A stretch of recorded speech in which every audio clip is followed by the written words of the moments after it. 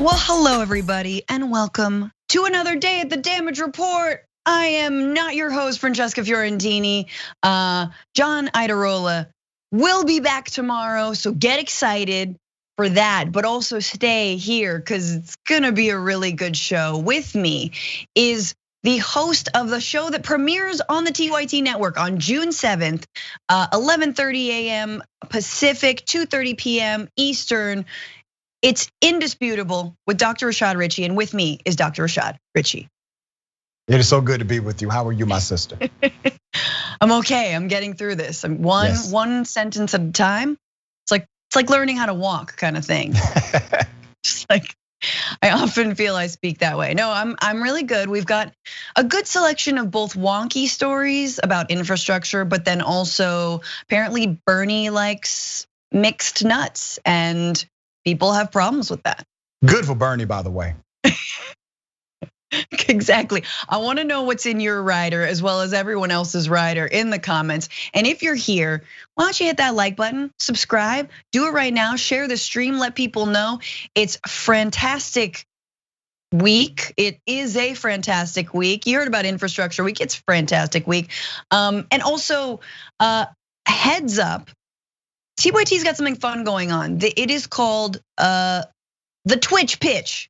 So basically, if you think that you have what it takes to be TYT's next streaming star, submit a proposal, 2-minute audition tape telling us what you like, your knowledge about politics, gaming, sports, music, anything that sparks your interest.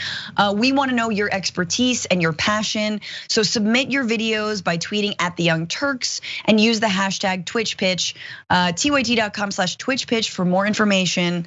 Dr. Rashad Richey can tell you, it's not always easy to find your groove about what you are passionate about, but when you do have it, it's fun. Yep. And you get a show. I mean, this is not Dr. Richey's first show, but it'll be the best. It's gonna be a good. All right, and with that, are you ready to get into this? Let's get it. All right. Well, Joe Biden is still trying for some reason to negotiate with Republicans and reach a bipartisan deal on infrastructure. Remember, Joe Biden proposed a 2.3 trillion, the big T, $1 trillion infrastructure plan, which is his next priority after passing the American Rescue Plan, and just before what he hopes will be the American Families Plan. Of course, both Republicans and Democrats have been negotiating over this for weeks. And just as a reminder about this infrastructure bill, it's not your run-of-the-mill bill. It is pretty expansive and pretty transformative, celebrated by a lot of progressives for what it included. So in addition to things like roads and bridges and infrastructure, sort of physical infrastructure, there was $35 billion in climate research and development, $25 billion for upgrading childcare facilities and making it more widely accessible, $400 billion towards home and community care for elderly and disabled folks. Huge win for that movement that's been clamoring for that. $10 billion for the creation of a civilian climate corps. So this is again part of what everyone heralded as, okay, Joe might actually be more progressive than it seemed like he was during the primary. Of course, Joe Biden is already capitulating on that $2.3 trillion. He came in at $1.7 trillion, $600 billion less than his original plan, and he's urged the GOP to put at least $1 trillion into an infrastructure package. And guess what? They came back today with their plan, coming in at $928 billion. That is far less than what was asked for. So what's in that?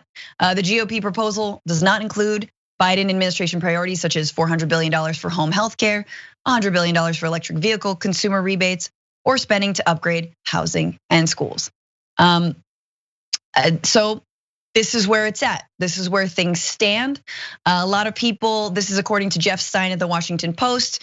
He tweeted earlier this morning that the tentative relief among many progressives today is that the GOP counteroffer, by relying heavily on repurposing old funding, so this is like COVID funding, is likely so inadequate that the White House will reject it and go a bigger / partisan route.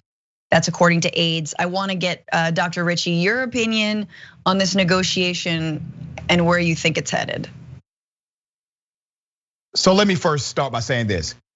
It's not just progressives who agree with this bill. Progressives have definitely made this bill a reality, but when you do the polling of voters, 57% of Americans are for the expanded understanding of infrastructure. That number only goes up to 58% when you add the language of bipartisan support. So basically Americans are saying, we don't give a damn if you get this done by way of bipartisan support or you get it done through a one-party solution. Let's look at what infrastructure means. Republicans are coming back to the table trying to make this narrow definition of infrastructure to apply to roads, to physical structure only. But the definition of infrastructure means both physical and organizational. And we're not the only country who looks at infrastructure in that way. Let's be very clear. You have a highway bill, that's part of physical infrastructure, but you also have the superhighway. You have information that's shared at lightning speed like we are right now. This has become a new reality in how a country is organized. You must include these elements. And it's not just an infrastructure bill. And this is where I fought Democrats. I said from day one, they need to make up their mind.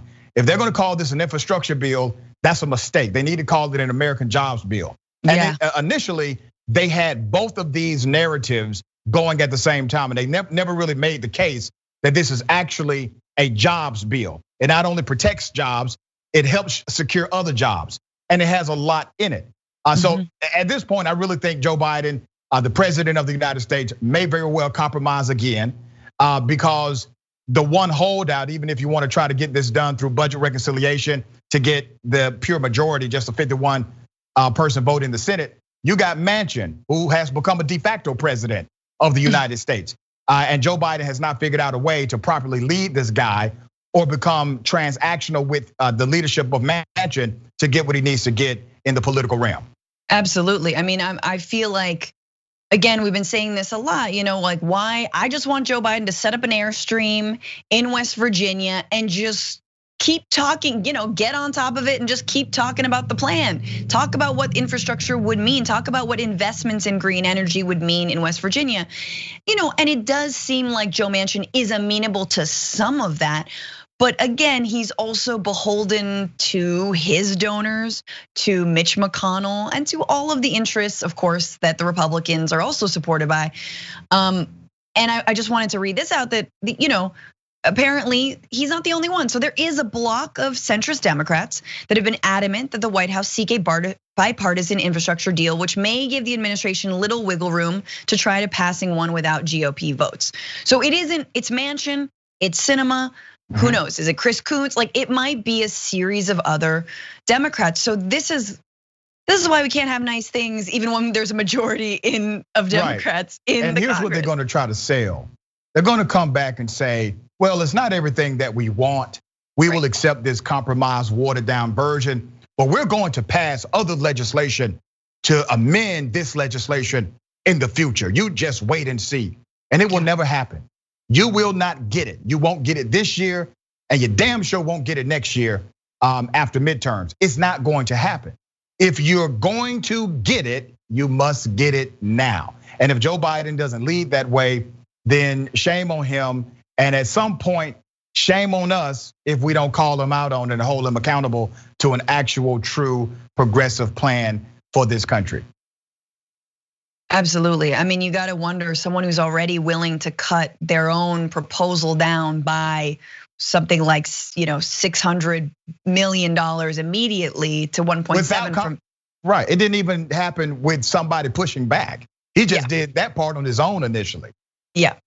Yeah, and the other thing is, Dr. Richey brought up reconciliation, right? Budget reconciliation. Well, of course, remember when the $15 minimum wage tried to be put into the American Rescue Plan, which it was initially in, right?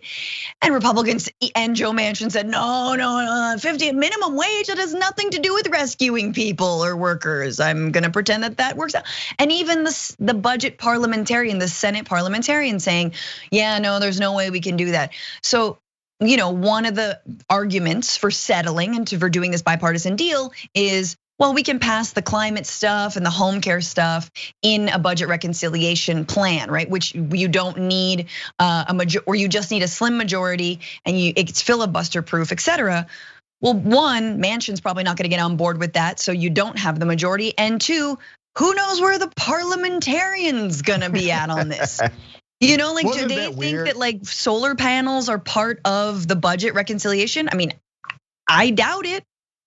Yeah, and it was it was disgusting to me to watch Democrats hide behind the parliamentarian. Let's be clear of who the parliamentarian is. Nobody elected this person. The position does not exist by statute, is not constitutionally mandated, is not even statutorily mandated, which means it's kind of a made up position. And in that position, the parliamentarian serves as an advisor, technically, to the vice president of the United States, who is in fact in charge of the chamber. You can ignore the recommendation of the parliamentarian at any time. Everyone who's done a board meeting, they know the parliamentarian advises, but has no executive control whatsoever. And I thought it was laughable that all of a sudden Democrats threw up the parliamentarian and said, oh, the almighty parliamentarian has spoken. You know what that is? That is basically an office rule. That's all it is. Break the office rule, break it. In order to serve the majority of American citizens that voted you in, be on record for breaking an office policy. I can live with that.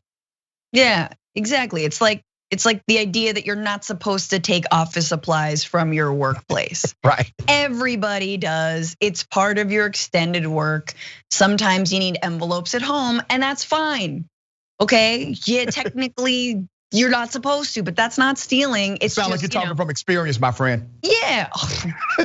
Let's just say there's a labeler that I may have appropriated. One or two. One or two things. So yeah, obviously Biden says that that he's committed to climate change, stopping climate change.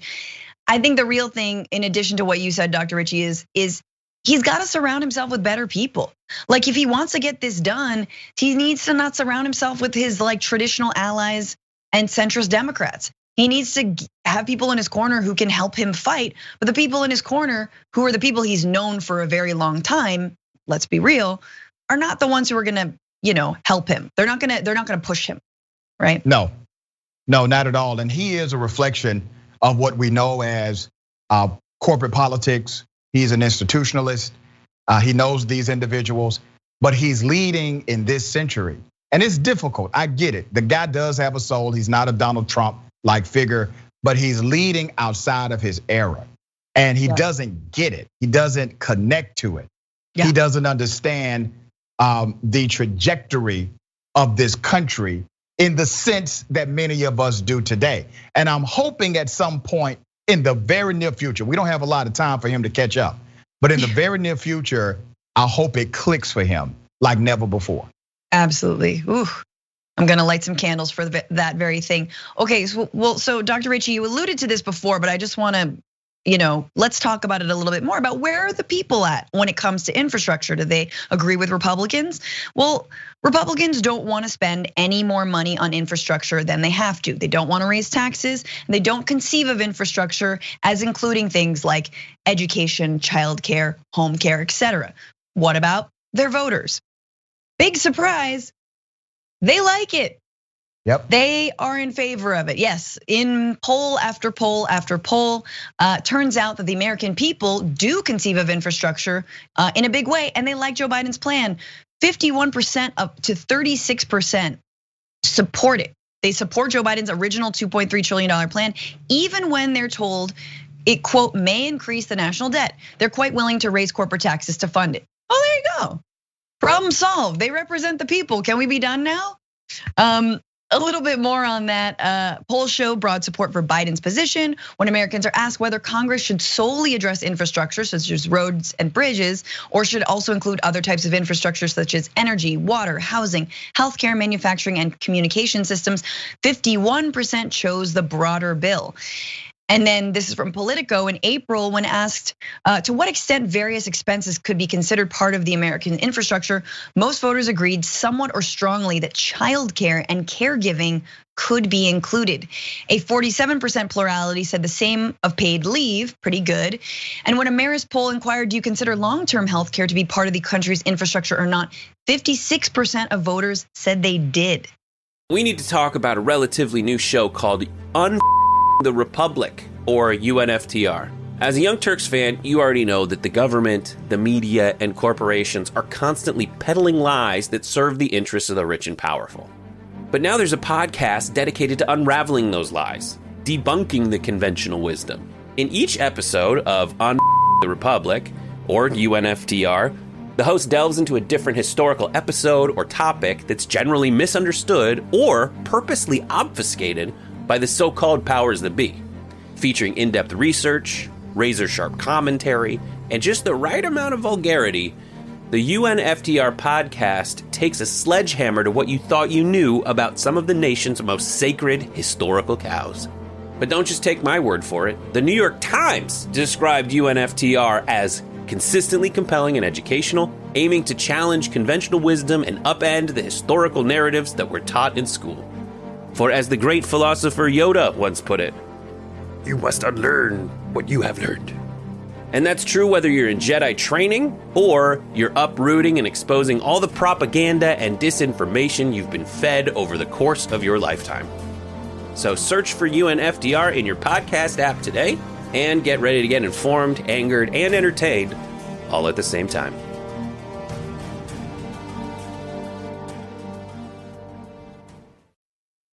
So how amazing is that, right? But once again, it shows that Democrats or progressive legislation is on the side of the American public by way of general sentiment. Yeah. However, Democrats have failed to articulate a messaging strategy to make the case to create political fallout for those who oppose the masses in America.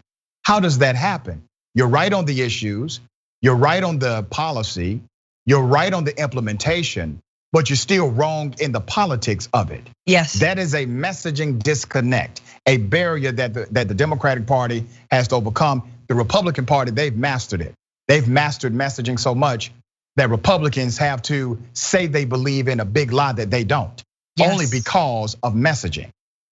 I totally agree with that. I mean, look, this is the reason, Biden's been given so many accolades lately and so much praise for sort of doing these really big things, but quietly.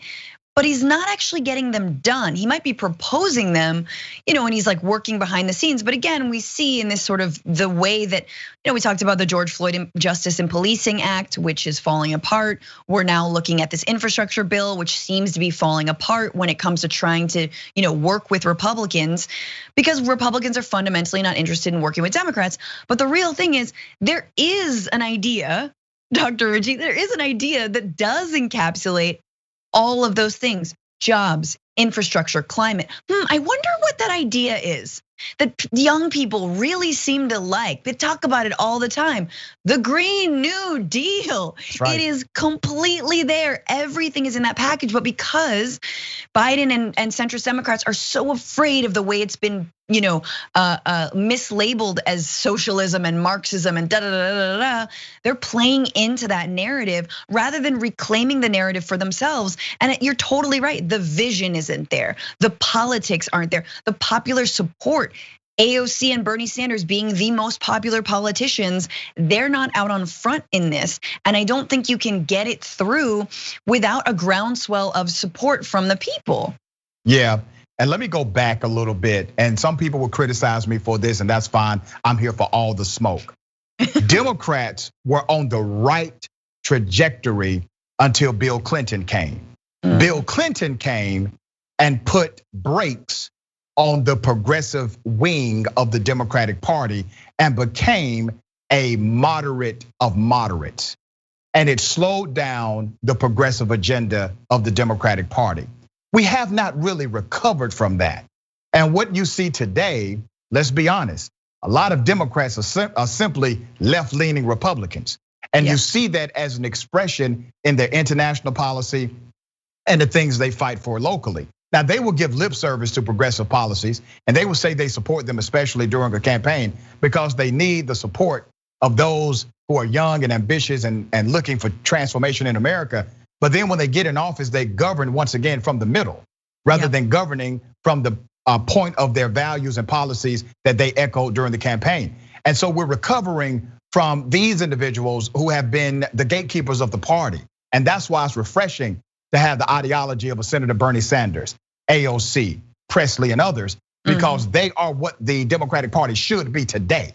But because of the slowdown, we've had to play catch up, and now we're starting to actually be in these positions of power. 100% agreed. I think that, the idea that Marjorie Taylor Greene and Matt Gaetz are the counterpoint, or they are the same as the squad, is utter BS, echoed by Meghan McCain and bad faith Republicans, who are like, oh, they're just the same and the other. And we heard this before. We heard this about Bernie. Oh, Bernie is just a left-wing Trump. No, he's not. He's not at all that. Like, he might have people who like him. He might have a message and a vision, but he's not a right wing. He is not a fascist. You know what I mean? At all. And so, exactly. And so that's why I think centrists misread the mark. They think, oh, we got to move to the middle. And they're playing, as we say in I guess theater or comedy, they're playing to no one. This is an empty theater. There's nobody in the front row of this seat to centrism. Thank you so much, Dr. Richey, for that. I love the way you put things. A year after the murder of George Floyd, many corporations and CEOs made very, very lofty and big promises about how they were going to change in the wake of this massive movement for racial justice and police reform. So how have those corporations done who were so keen to jump on that bandwagon? Not well. Let's just put it like that. So as protests unfolded in the weeks following his death, corporate America spoke out against racism and police brutality. Promises were made to invest in fighting racial inequality, supporting minority-owned businesses, lobbying for police reforms that address misconduct and accountability, and to provide more opportunities to Black Americans within these companies. I believe we have a graphic that shows just how much the words George Floyd and systemic racism and Black Lives Matter were used in the boardroom. So lots and lots of a spike in that discussion. But according to the Financial Times, an assessment of the changes that have been made in the intervening period suggests that Floyd's death did catalyze corporate diversity, equity, and inclusion efforts. But on several key measures, more still needs to be done to change to turn executives' newly activist rhetoric into reality. So let's look at those various areas, all right? Number one, it's the most concrete. Did they donate the money? Spending. So American corporations have pledged to spend $50 billion on racial equity since Floyd's murder, according to a tally of public promises compiled by the Creative Investment Research. The funds were to be spread between donations to civil rights organizations, targeted investments in communities of color, and overhauls of the internal recruiting and training programs. Yet only about $250 million has actually been spent or committed to a specific initiative, according to an analysis by the research consulting firm. Let's just stop there. That is far short. That is $49.750 billion short of the pledge that was made. Now, I know some of these pledges are gonna be over time, but Dr. Richey, what are your thoughts on just that piece? Well, we should have known they were playing games when they made these pledges and then did not make the internal policy change to connect executive bonuses to diversity goals. So right now, all of your major companies, if you're an executive at one of those companies, you get a bonus. You get a bonus for reaching particular goals. When these companies refuse to connect their diversity number goals to your executive bonus, we should have known they were playing a game. Number two, a lot of these pledges that took place, obviously took place at the height of the controversy. And they went out, promoted this pledge. They had to spend very little money. I would argue they actually got more in advertising than they had to actually spend in partial adherence to their promise. So they're still winning while black folks are still losing. They did not get squarely behind the George Floyd Policing and Accountability Justice Act. They have not been actual advocates as they said. And here's how you start really fixing the problem. Make sure you hire individuals of a particular background to be the executives and in charge of these corporations. We are a combination of 3 E's. I tell my college students this on a regular basis: experiences, exposure, and environment. That's who we are. We are a social design of our experiences, exposures, and environment. Me as a black man in America, I have a unique set of 3 E's. I bring a unique perspective to a boardroom. I have a unique understanding of what's happening socially in our community. Those are the people you have to hire. In a recent study, only 37% of actual companies, major companies, have some level of diversity inclusion training or trying to reach diversity goals in their corporate ranks. That's sad, that's a minority of the businesses, but all of the businesses said they were on board with moving this country forward and down with Black Lives Matter. Yeah, I mean, it seems like even the progress that was made, the most progress was made in hiring. And yet that in and of itself, especially among like the Fortune 500 companies, is not enough. So just a little bit more on that. Fortune 1000 firms have made notable progress diversifying their C-suites and boardrooms. In December, Nasdaq CEO Adena Friedman proposed a new rule requiring companies listed on any Nasdaq-owned stock exchange in the US to disclose consistent, transparent diversity statistics regarding their board of directors. The proposal would require most Nasdaq companies have, or to explain why they have not, at least 2 diverse directors, which may include 1 woman and 1 board member of an underrepresented minority group. But recent data shows that most of those diversity gains have gone to women and Latinos and not Black Americans, according to Mike Heider, the president and CEO of Executive Leadership Council, a national organization for current and former Black CEOs and senior executives. So that right there is essentially that, 2 diverse members, which is very non-specific. It's not even clear how big the boards have to be, just 2 diverse members, underrepresented, and that most of them have gone to women. So again, when it's not explicitly laid out, like we would like, or we should have a certain number of Black like board members, then it doesn't happen. If you just broadly characterize it as diverse, you're not gonna get Black folks. So Dr. Rashad or Richey, what do you think? Isn't it ironic that the entire genesis of this started with Black Lives Matter? The individuals who are the public sacrificial lambs, like George Floyd, are Black. And corporations say, we're down with BLM.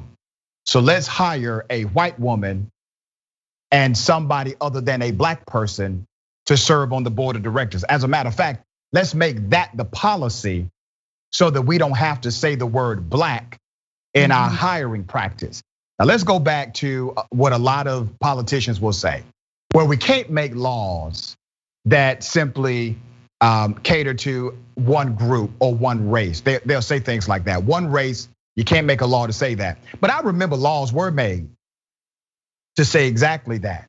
When city governments and county governments and state governments said white only, Blacks not allowed. That was the statutory language. We know it has been done. And if there's not an incentive, and once again, what we're seeing is systemic bias being played out even inside of the groups where we should be coalition. These biases are continuing to play out at the same rate where Black Lives Matter or organizations that are represented by Black folks will bring it to the forefront of corporate America, and corporate America will respond by putting Black folks at the end or the bottom of the totem pole when it comes to actual corporate action. Yeah, and remember, this is not Fortune 500 or like the top 2 or 3 companies. It's a Fortune 1,000. There's a lot of companies, and a lot of them might be, financial companies, tech companies, etc. But look, I'm not someone who thinks that suddenly when you diversify a boardroom, the goal of like an investment firm becomes any more like actually benevolent than it really is, or that a pharmaceutical company is incredible. But I do think it matters. I do think it does change a culture, and I do think that it isn't nothing. Like, I mean, and this is sort of like, yes, we're all trying to get free from these general like systems like capitalism, exploitative capitalism. Right.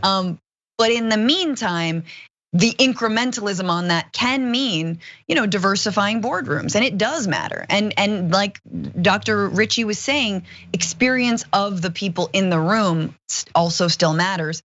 I also am thinking about corporations like Amazon who are like, we're gonna put our Black stories up, and like you can have our playlist where you watch all of the movies with, Denzel Washington or whatever, like, right.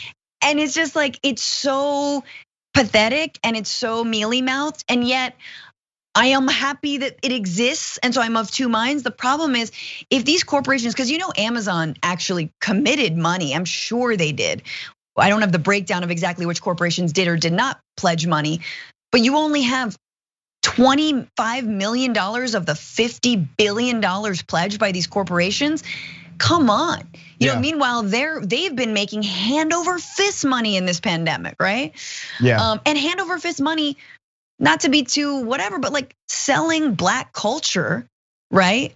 Back to the American public at large, benefiting from Black culture, Black labor at all levels of the corporate structure, from minimum wage to culture workers, to professionals, to professors.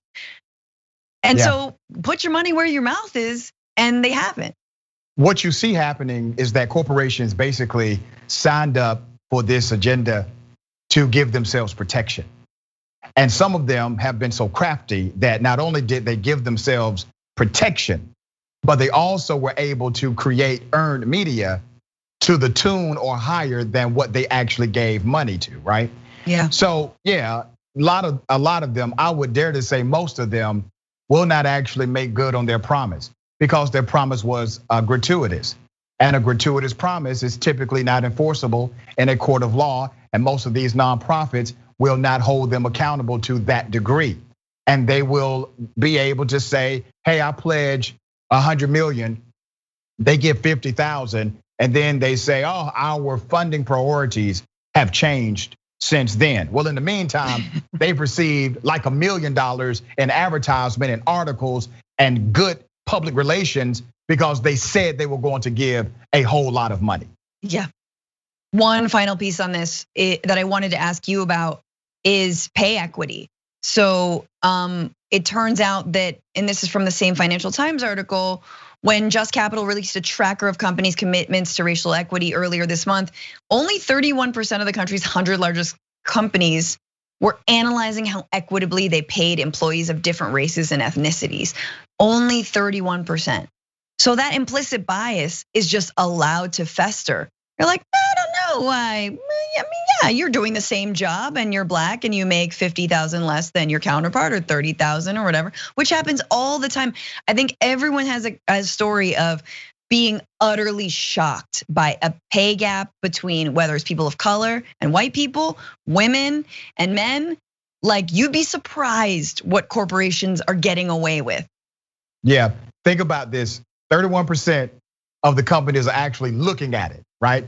So the vast majority of companies are saying, we're not going to look at it. Now, maybe you arrived at the problem by way of implicit bias or unconscious bias, but you remain in the problem by way of intentional bias because you refused to evaluate your company on a social marker that should be part of the design of your corporation. So at some point, it's no longer implicit. Once it is brought to the forefront of your attention, it is now intentional. Turns out Bernie Sanders is a little more basic than we thought. Look, a socialist has got needs, people, and somehow it's scandalizing many who probably didn't like him very much in the first place. So this is an excerpt from the Battle of the Soul inside the Democrats' campaign to defeat Trump, where author Edward Isaac Dover reports that following Sanders' surprisingly strong 2016 presidential campaign, the Democratic Socialist staffers put together a quote, Senator Comfort memo detailing his specifications for each hotel stay on his travels. So guys, Bernie Sanders sometimes wants a soft bed, all right? He doesn't sleep on plywood, unlike, dedicated revolutionary socialists. He's not sleeping in the jungle like Che Guevara. The guy's got some needs. Okay, so according to the Dover, Sanders preferred suites with bathtubs and a king-size bed, which had to have a down comforter or another blanket in the closet. He preferred that the extra blanket be dark blue and made of cotton. How dare you? A couple more things. Sanders required his room be kept at 60 degrees, pretty chilly. Even if that meant opening a window in the winter or manually overriding the hotel's climate control system. The comfort memo also reportedly required that Sanders' hotel rooms be stocked with green tea with honey, Gatorade, and assorted nuts. I like the cashews. I do not like peanuts. Do not get me nuts. An assorted means assorted, multiples of different ones. Cashews, almonds, that's actually pretty pecans. Good. Not all peanuts. This is not an airplane. Good for Bernie Sanders on all of that. I was actually happy when I read that. I said, good for this American treasure, this American hero, for being able to enjoy a couple of things, some comfort. The man works 7 days a week, top to bottom, right? He is responsible. The ideology that he brought to the mainstream public is responsible for a lot of the transformation you see in America. And here's what they do, and I just gotta be serious about this point. They know his ideas are right. They know that generally Americans agree with his ideas once you get them out of the spin manufacturer. And so they can't attack the ideas. So they attack things that don't even have an ethical question connected to them. Who gives a damn that the man likes a certain kind of peanut or he has a room temperature? Hell, he's 79 years old. He can have what he wants to have. He's one of my elders. You absolutely, if I work for Bernie Sanders, he's one of my elders that I respect. I'm gonna make sure he gets everything on that list. Yeah. What's the big deal? Like, not to be totally honest with you, how many of us for like a stipend would like help Bernie find Gatorade and green tea with honey on a campaign trail? I feel like a lot of people would give that, considering the amount that he's given back. We're like, oh, I've got you, sir. Like, did you want Arctic Thunder, or I don't know what the Gatorade flavors are, or Slimer? Of course, Fox News hates this, that Bernie has requirements and wants to sleep comfortably before he does, 15 events that day. This was their headline: Democratic Socialist Bernie Sanders has a long list of diva demands when it comes to his travel. Oh, it's better than Trump's demands of cheeseburgers from McDonald's. Green tea with honey, it's so elitist. But to be fair, and especially after his, minor heart attack, how many of us weren't like, God, I hope he's eating well. Like, I hope he's got, no fast carbs, some nuts, some green tea, not drinking a lot of alcohol. It's not like, this isn't like a band in the 70s that's like, I need all my lines of cocaine laid out for me when I come off stage. Like, it's not that. You are a great impressionist. I did not know you had that skill until today on the show. That's quite amazing. It's a little bit lighter of a show than we had Tuesday, Rashad. So thank you, appreciate it. The other thing, and this is interesting, right? So we've all seen the photos of Bernie on like planes, commercial airlines, in coach. In the middle seat, like, this is the sacrifice I must make, like that. And apparently in the 2020 campaign cycle, he started taking private jets and was like kind of enjoying them. Do we feel like that is something? Can we make a whole news segment out of that on Fox? Dr. They can. The man had to get to places quickly. There you go. Get on the jet. It's true, and especially with COVID, do not get around people, do not get near COVID. But of course, I'm sure like the whole private jet discussion was totally divorced from the COVID discussion. It's like, no, the real socialist goes and just licks other people's faces in the global pandemic. Oh, it's so stupid and so funny. And to be honest with you, and this is minor, but I kind of like that we know a little bit about Bernie Sanders, the man, because he's so stingy with details on like the things that he likes, I interviewed him once and I was like, "What's your favorite bagel?" And we were in a bagel shop and he was like, "Poppy seed. I like the poppy," And it was a cute moment because he doesn't talk about what he likes. I mean, it's almost like if this were Hillary Clinton, she'd be like, hot sauce in my bag, green tea Right. with honey in my hotel, I was so upset at our dear sister Hillary Clinton for all of that. Just for the whole, let me appropriate black culture in these answers, because one of my staffers told me how to respond to get black people to like me. Yes. I have hot sauce in my bag. It was just so utterly ridiculous. Yeah, meanwhile, Bernie Sanders already has the white vote. I mean, he didn't use, "I've got green tea with honey and nuts." They're like, all right, well, I'm kidding. I'm joking, obviously, that's the Asian vote. We love our green tea. All right, well, let's move on.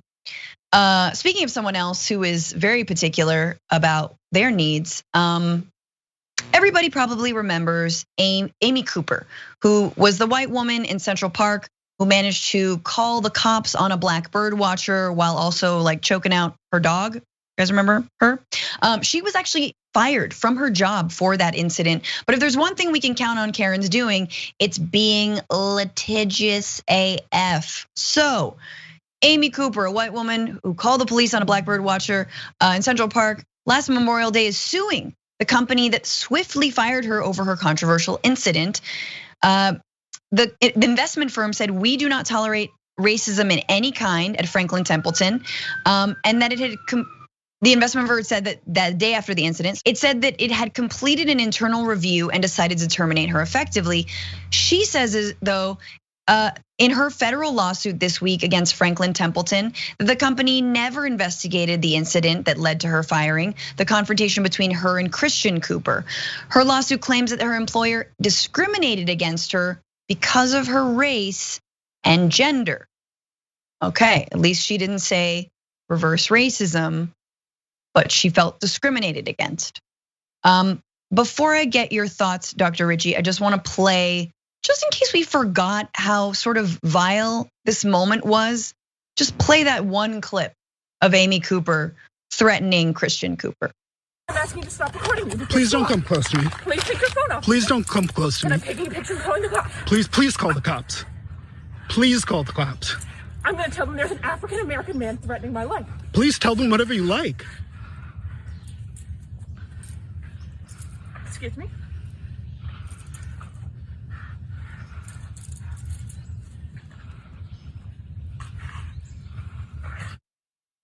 Okay, then she starts to basically cry. We've seen this a lot. So she says, "I'm gonna tell them there's an African American man who's threatening me in Central Park." And then she calls the cops and starts to cry. And essentially it sounds like from her voice that she's in immediate danger. And you can tell from the video, incredible amount of distance, was never in danger. Dr. Rashad Richey, her company fired her. She's now filing a lawsuit against them. What are your thoughts on that? First of all, their brother would still be in jail today if he had not had that video. She weaponized her whiteness. That should be a hate crime. She was eventually arrested for filing a false police report, basically, and they dropped the charges because she took some kind of racial sensitivity training. Well, I guess it didn't work because now the audacity of this woman, this Karen, to file a federal freaking lawsuit. And I have to say this, because part of the narrative has been that white women are afraid of black men. Every Karen that we have seen, these Karens aren't afraid of any of them. They get in their face, they curse them out, they pretend to be afraid for the sake of making them a criminal. But there is no fear. We saw no fear in Central Park Karen at all. So now she's claiming there's discrimination against her when she literally tried to take the freedom of a black man for doing absolutely nothing illegal. And she made a false police report against the individual. I'm sure this company has what's called a morals clause. This lawsuit will go absolutely nowhere. And it really doesn't matter if they involved her in the investigation or not. I read some of the claim for this lawsuit. And the biggest claim is no investigation according to them was done because they did not include her. It is not a requirement to include you in the investigation. They can do it as they deem fit, as they see it, and they did so. Yeah, and I think that the video very much speaks for itself. Look, I'm not someone who is like, we should absolutely, be in the business of getting people fired from their jobs. And I don't believe we should be in the business of making people forever pariahs, right? But I also think that was a private company that made their own decision. And I don't think that, that's it. That's their word. If I was in the same position, I don't know if I would have done the same thing. I'm like, maybe it's even like letting her off too easily to just be like, bye, it's not my problem anymore. But it is very revealing. And again, we just talked about diversity in boardrooms, diversity, especially in like the financial sector, which is probably one of the least diverse sectors, which was where she worked. And imagining being like a black coworker of Amy Cooper and having to go to work, I would feel horribly unsafe to go to work with someone like that. And I think this was my favorite line from her defense because it speaks to what she did was deeper than racism, right? It was like racism squared. So she says in her lawsuit, I don't know which graphic this is. She said she did not call the police because she was racist, but because she was alone in the park and frightened to death after being selected as the next target of Christian Cooper, an overzealous bird watcher engaged in Central Park's ongoing feud between bird watchers and dog owners. This is so funny. I love that there's like Central Park beef and it has to do with like bird watching and dog owning, but it is, she's saying, no, I wasn't, I'm just a victim. I'm on the dog side, because clearly she treats the dog with respect by choking it, versus the bird watcher side. But she's not racist, but that's not exactly what Dr. Richey said. She wasn't being racist towards him, but she was weaponizing racist institutions of policing to basically sick the police on him. Yeah. Now, right? Yeah, and she understood her power very well. And that's what you have to notice in that entire dialogue. She was well aware of how to weaponize her whiteness. She was well aware that these institutions contain systemic bias that would naturally criminalize him, believe her story over his, but the brother had a recording. The unsung hero in all of these cases. But it speaks to a larger dynamic, and the larger dynamic is you have countless Americans walking around right now refusing to challenge that norm, refusing to challenge that evil that exists, because at any time they can call in their chips and try to benefit from it. I want to squeeze in one more story if we can do this real quick. This is about a Capitol rioter. Well, we're skipping ahead because this is just too good. So you've heard of the Twinkie defense. Now we've got the muffin defense. So self-proclaimed QAnon shaman, or every guy at Burning Man, was indicted on 6 federal charges and faces 25 years or more in prison if convicted, unless his latest defense works. And that latest defense is involving a muffin and him preventing someone else from stealing a congressional muffin, okay? So he made the claims in interviews before, but on Wednesday, lawyers for the shaman, whose legal name is Jacob Chansley, linked to a YouTube video entitled "Jake Stops Muffin Stealing" as part of a motion to secure his release before his trial. So he basically says that he prevented someone else, another rioter, from taking a muffin out of Congress, and that is why he should be let go or given less years. Let's watch the video he's talking about real quick.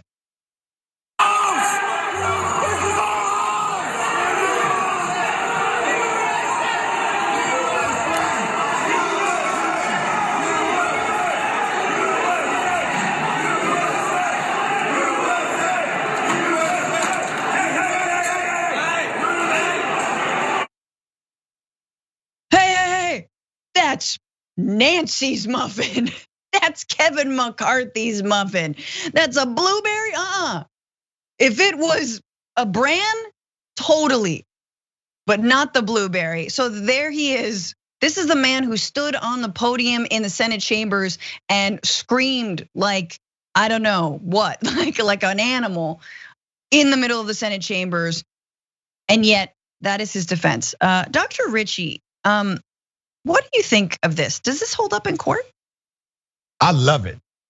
I love that we're seeing how much of a coward these individuals are and the insane defenses that must be promoted. Of course, this does not hold up in court because you've already engaged in breaking and entering, criminal trespass, obstruction of justice, failure to obey. Hell no, this doesn't hold up in court. But I love the fact that when he goes to prison, somebody's gonna call him Muffin Man. It better be an organic muffin because again, this is the same prisoner who refused to eat any food that wasn't organic. And he got his organic food. How many people in prison have gotten organic food when they required it or even had the audacity to think that they could require it?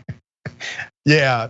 I mean, it's the confidence of it all. If I had the kind of confidence that some of these people had, like, Central Park Karen saying she was discriminated against, this guy saying, no, I was actually trying to stop somebody else from breaking the law, okay? If I had that kind of confidence, it's no telling what I would be in life right now. Maybe that's his thing. Maybe he just stops people from like taking muffins, but it's mostly because it's the carbs. He's like, no, it's gluten. Yeah, like is a real believer. I feel like that's what it was. It wasn't because he was stealing. It was because it was like that's bad for you. That is there's cornstarch in there. Cornstarch. Right, he was slapping the hand. My gosh. Well, Dr. Richey, thank you so much for joining me. Thank you. For this Thursday on the Damage Report, I may do a couple more stories, but I just wanted to let you go and thank everybody and remind them that they need to watch Indisputable with Dr. Rashad Richey, premiering on June 7th, 11:30, 2:30 Eastern. It's gonna be amazing. And tonight, he's got a whole breakdown with Anna Kasparian on The Conversation at 5:30. So make sure you stay tuned for that as well. And let me say this, I want everyone to go to the YouTube page. You can go right now, Indisputable TYT, so youtube.com/Indisputable TYT. Go ahead and subscribe to that page. It's free, takes like 2 minutes, become a subscriber, all good content. We already got content there now. Thank you so much, always a pleasure. Yes, take very good care. And yeah, we'll see you next time. See you next time. All right, well, let me move into a little bit more. It's just me, you and me. Keep the likes coming, keep the comments coming. We're gonna read through them all. We're not gonna have another weird break. All right, so this is a story that kind of has been upsetting me recently, and let's talk about it. So the CDC is getting a little too excited about how well the vaccine rollout is going and how successful it is. It's now decided it is not going to track any mild cases of COVID in fully vaccinated people. So the Centers for Disease Control and Prevention has stopped investigating breakthrough infections among fully vaccinated people unless they become so sick as they need to be hospitalized or die. The breakthrough infection, just their words, is when a fully vaccinated person becomes infected with COVID-19. The new CDC reports show that such a breakthrough infection may occur in just 0.01% of all fully vaccinated people. The rationale for this change is to focus on cases that are of most importance to public health. It's not a resource limitation question, said Tom Clark, MD, MPH, Deputy Director of the Division of Viral Diseases at the CDC and lead of the agency's vaccine evaluation team. Okay, I read this and I'm like, why? Why would we stop tracking COVID cases in fully vaccinated people? And I can't help but think that maybe it's because, I don't know, maybe because they don't want to admit that some people, 0.01% of people are getting COVID, because again, they're trying to bolster the vaccine for people who are reticent and don't want to get it. But it makes no sense because we still don't know. We don't know how long the vaccine actually is good for. We don't know when we're gonna be needing booster shots, and we don't know how effective it is against all the variants. We do know it is effective against most of the variants. And it turns out that the people who have been fully vaccinated, who have received or who have gotten COVID, have one of the variants. And again, these are in large part mild cases. The problem is that mild cases could potentially still spread. It just makes no sense in my mind why you wouldn't track them. Look, the US is averaging about 30,000 COVID cases a day still. That is way down. It's probably the lowest it's been, I believe, for 11 months. So we're almost a year, over a year into this. We're at the lowest we've been since then, but 30,000 is still a lot. Now, a lot of that is, of course, among unvaccinated people. Currently, only 50% of Americans have gotten one shot, 40% are fully vaccinated. And we know, we've talked about it on the show before, we're not gonna reach that herd immunity. We're still having to convince people to get vaccinated. But I think the more honest the CDC can be about the reality that, yeah, there is a slim chance there are people who still get COVID, and to track that, where were they? Were they indoors, right? Were they in touch with children who, like I've said on the show before, are just walking piles of phlegm? How did they get infected? I'm curious. It shouldn't just be left to when they are hospitalized. But maybe this is also a sign that COVID is becoming less and less of this pandemic and more of an endemic flu type situation, and sort of what right wingers always imagined it was going to be, even though they're not getting vaccinated either. I just want to read about how many people have actually been infected with COVID, even though they got vaccinated. Earlier this year, the agency was monitoring all cases. Through the end of April, when some 101 million Americans had been vaccinated, the CDC had received 10,262 reports of breakthrough infections, they're calling them, from 46 states and territories, a number that was very likely a, quote, substantial undercount. So that's another reason, another thing is Bill Maher got COVID and he didn't have symptoms. He was just testing every day. So a lot of folks might have undetected COVID. Not all scientists, it's not just me who's questioning this, guys. I know I like to imagine myself a scientist, but some scientists are unhappy with this. This is according to Michael Kinch of Washington University. Understanding as much as we can about breakthrough cases is essential, they said. I'm not supportive of this change. I'd rather err on the side of having too much information, he told MedPage today. My worry is that missing variants could potentially evade the effectiveness of vaccines. When we find a variant like that, we want to snuff it out as quickly as we can.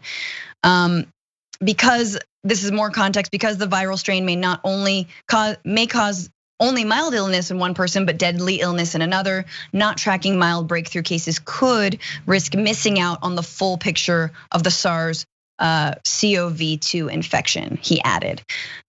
Of course, right wingers, when you start tracking mild COVID cases, will say, oh, look at how many people have COVID, even though they got vaccinated. Again, mild is the key phrase, not clogging hospitals, not needing like any kind of emergency action, not being put on a ventilator, and obviously not dying, and that is huge. And so the benefits of this is not calling into question the benefits of the vaccine at all. It is not calling into question the cost benefit of having a day in bed versus months and months of COVID. But there have been cases of people who've been fully vaccinated who did get COVID, who are struggling with the long-term consequences. Another thing of part of this, and I'm sure we all know folks who have long COVID who've survived, but they still have effects, right? They're still being impacted. They've also gotten vaccinated, unlike Rand Paul, who somehow thinks because he got it, he's immune, which is not actually true. But we should be studying that. So I don't know. I think the CDC, between the no mask mandate indoors and this, I feel like they're a little bit on one. They're a little bit like, I don't know, they've had too much vaccine. They're floating on that, that extra Pfizer high. They got like a third dose and it's put them in some weird headspace. So yeah, I'm not really sure how I feel about that. Hey, you guys, check out the Bituation Room podcast. If you like me, if you like comedy, if you like the irreverence and the act outs, I promise you, any request for any imitation or any, I'll do it. You want Janine Pirro? You've got it. Like anything. But come on the show, 5-8 Eastern on Sundays, except for this Sunday because Mama tired. But most Sundays, you can find me there. June 6th is our next show. And thank you so much, everyone, who's produced this show.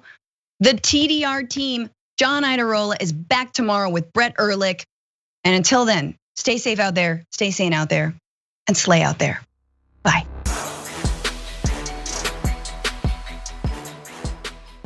Thanks for listening to the full episode of The Damage Report. Support our work, listen ad-free, access members-only bonus content, and more by subscribing to Apple Podcasts at apple.co/TYT. I'm your host, John Idarola. I'll see you soon.